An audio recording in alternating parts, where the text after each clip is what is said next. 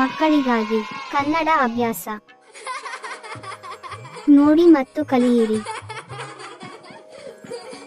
ಕನ್ನಡ ವರ್ಣಮಾಲೆಯ ಊ ಅಕ್ಷರದ ಪದಗಳು. ಊಟ, ಊಟ, ಮೀಲ್, ಊತ, ಊತ, swelling,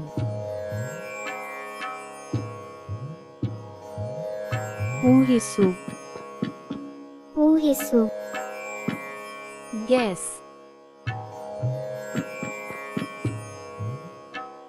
ಊರು, ಊರು, town or village,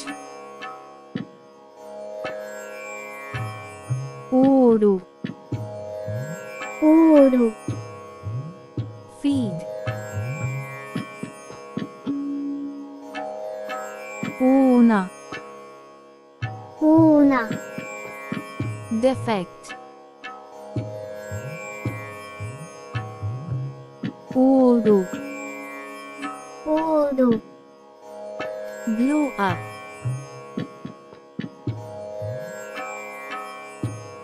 ಊದುಕಡ್ಡಿ, ಊದುಕಡ್ಡಿ, incense stick, ಊರೆ, ಊರೆ, shelter,